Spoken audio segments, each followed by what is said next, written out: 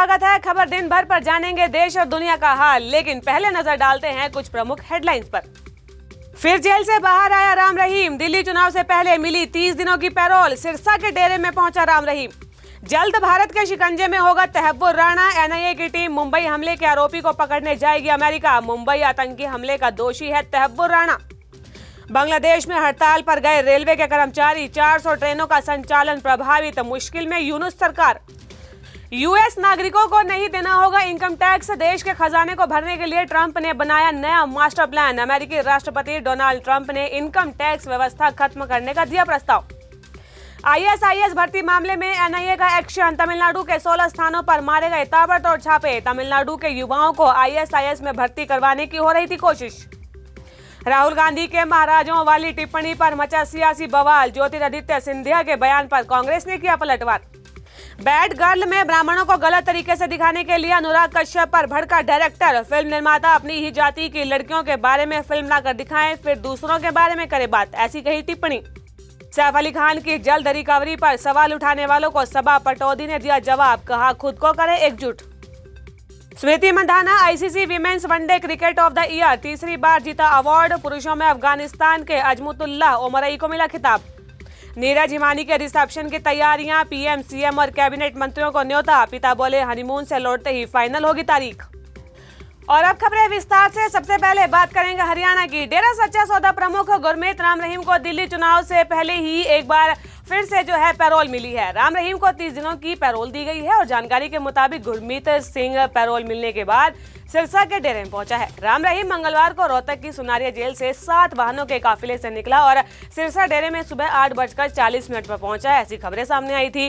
डेरे में आकर सीधा वो अपनी गुफा में चला गया। राम रहीम साध्वी यौन शोषण मामले में सजा मिलने के बाद पहली बार सिरसा डेरे में आया है और इससे पहले राम रहीम को पिछले साल अक्टूबर में पैरोल मिली थी। अक्टूबर में पैरोल मिल जाने के बाद राम रहीम उत्तर प्रदेश के बागपत के बरनावा आश्रम में गया था और इस दौरान उसको 20 दिन की सशर्त जमानत दी गई थी।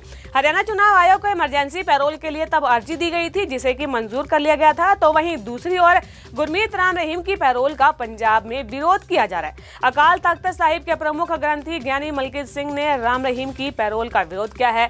अकाल तख्त साहिब के प्रमुख ग्रंथी ज्ञानी मलकीत सिंह का कहना है कि सिख काफी समय से जेल में बंद है, उनको पैरोल नहीं दी जा रही है, जबकि राम रहीम को 12वीं बार पैरोल दी गई है। उन्होंने कहा कि ये सब राजनीतिक हस्तक्षेप से हो रहा है। रुक करते हैं अगली खबर का और। मुंबई हमले के दोषी तहव्वुर राणा को भारत लाने के लिए एनआईए की टीम ने कमर कस ली है। तहव्वुर राणा के प्रत्यर्पण की औपचारिकताओं को अंतिम रूप देने के लिए राष्ट्रीय जांच एजेंसी यानी कि एनआईए की टीम जल्द ही अमेरिका जाने की उम्मीद जता रही है। तहव्वुर राणा को हाल ही में अमेरिका की सुप्रीम कोर्ट ने भारत को प्रत्यर्पण करने का आदेश दिया है और सूत्रों के अनुसार महानिरीक्षक और उप महानिरीक्षक रैंक के अधिकारियों की एक टीम इस महीने के अंत तक अमेरिका का दौरा कर सकती है। इस संबंध में कदम गृह मंत्रालय के साथ साथ विदेश मंत्रालय के साथ भी साझा किया गया है। तहव्वुर राणा एक पाकिस्तानी मूल का कनाडाई नागरिक है जो कि 2008 में मुंबई हमलों में अपनी भूमिका के लिए जाना जाता है। उसे भारत में हुए हमले में शामिल होने के आरोप में पकड़ा गया था। राणा का नाम लश्कर-ए-तैयबा के आतंकी संगठन के साथ जुड़ा हुआ है जो मुंबई हमलों के पीछे था। तहव्वुर राणा पाकिस्तान के खुफिया एजेंसी इंटर सर्विसेज इंटेलिजेंस यानी कि आईएसआई के संपर्क में था और उसने मुंबई हमलों की साजिश में मदद की थी। इस हमले में 10 आतंकवादियों ने मुंबई में कई महत्वपूर्ण स्थानों पर हमला किया था, जिसमें 170 से अधिक लोग मारे गए थे। राणा को अमेरिका में गिरफ्तार किया गया था और उसे भारत और पाकिस्तान में आतंकवादियों की गतिविधियों में शामिल होने के आरोप में अभियुक्त बनाया गया था। राणा की गिरफ्तारी के बाद से भारत उसके प्रत्यर्पण की कोशिशों में लगा हुआ था। बात कर लेते हैं अपने पड़ोसी देश बांग्लादेश की, जहां पर यूनुस की सरकार देश को पटरी पर लाने में अभी तक नाकाम हुई है। चीन, पाकिस्तान और अमेरिका जैसे देशों से संबंध गहरे करने में उत्सुक मोहम्मद यूनुस बांग्लादेश के अंदर अपने ही देशवासियों की समस्याओं को हल नहीं कर पा रहे हैं।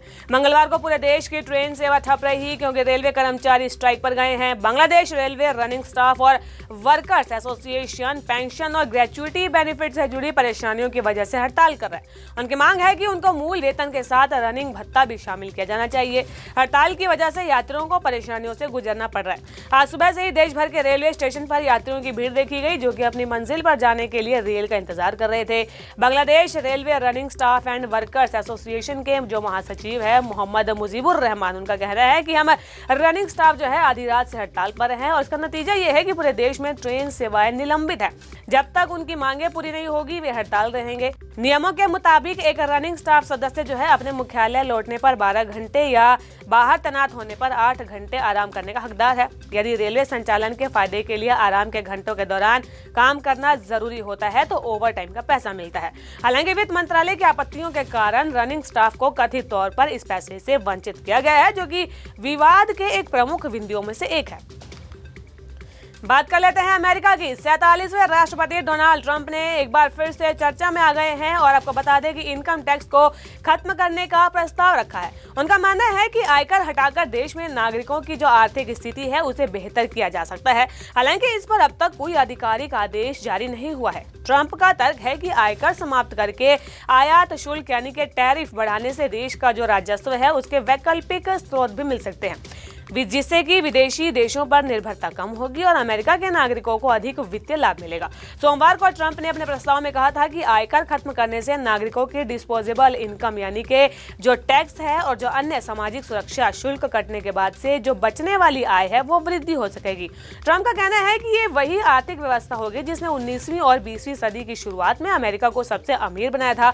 उन्होंने बताया कि 1870 से लेकर 1913 तक अमेरिका में टैरिफ आधारित अर्थव्यवस्था हुआ थी और उस समय देश ने अभूतपूर्व आर्थिक समृद्धि हासिल की थी।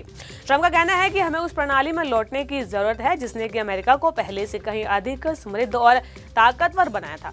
विदेशी राष्ट्रों को समृद्ध करने के लिए अपने नागरिकों पर टैक्स लगाने के बजाय हमें विदेशी राष्ट्रों पर टैरिफ लगाकर अपने नागरिकों को लाभ पहुंचाना चाहिए। तमिलनाडु की बात कर लेते हैं, जहां एनआईए ने मंगलवार को तमिलनाडु के 20 ठिकानों पर छापेमारी की। सीराकाजी और थिरुमुल्लवासल में भी छापे मारे गए। सामने आया है कि एनआईए की जो रेड है वो आईएसआईएस के कट्टरपंथ मामले में हुई है। विशेष इनपुट के आधार पर मंगलवार तड़के 3:30 बजे से ही तलाशी शुरू कर दी गई। कहा जा रहा है कि छापेमारी के बाद से कई लोगों को हिरासत में लिया जा सकता है और कार्रवाई से जुड़े सूत्रों ने बताया कि संदिग्धों के ठिकानों पर की जा रही है। इन तलाशियों का जो उद्देश्य है वो आईएसआईएस की विचारधारा को बढ़ावा देने वाले सदस्यों और भर्ती करने में शामिल व्यक्तियों से संबंधित सबूतों को उजागर करना है। तमिलनाडु के मलयादूथराई और चेन्नई जिले में छापेमारी की गई थी। मामले की गंभीरता का अंदाजा इसी से लगाया जा सकता है कि एनआईए की टीमें ने तड़के 3:30 बजे छापे मारे। एनआईए ने इस एक्शन के लिए केरल, कर्नाटक और तमिलनाडु की टीमें बनाई। तमिलनाडु पुलिस भी इस रेड में एनआईए की मदद कर रही है। राजनीतिक गलियारे का रुख कर लेते हैं। इंदौर के मुही में हुई कांग्रेस की रैली के बाद मध्य प्रदेश में सियासत गर्माती हुई दिखाई दे रही है। इसी बीच में भाजपा नेता ज्योतिरादित्य सिंधिया के द्वारा विपक्ष के नेता राहुल गांधी की केवल महाराजाओं को ही अधिकार प्राप्त थे इस वाली टिप्पणी पर आलोचना की गई है।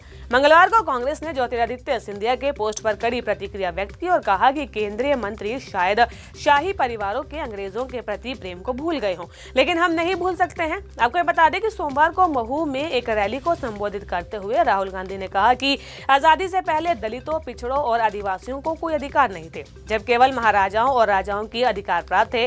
उन्होंने कहा था कि स्वतंत्रता के साथ ही बदलाव आया, आपको जमीन और अधिकार मिले। भाजपा आरएसएस स्वतंत्रता पूर्व का भारत चाहते हैं, जहां पर आम लोगों के पास कोई अधिकार नहीं थे और केवल अडानी और अंबानी जैसों के पास अधिकार हुआ करते थे। वे चाहते हैं कि गरीब चुपचाप कष्ट सहें और सपने ना देखें, जबकि देश जो है अरबपतियों के द्वारा चलाया जा रहा है। इस तरीके के आरोप जो है राहुल गांधी के द्वारा भाजपा पर लगाए गए हैं। खबर दिन भर में आज के लिए बस इतना ही। देश और दुनिया की तमाम बड़ी खबरों को जानने के लिए बने रहिए माई हिंदी टीवी के साथ।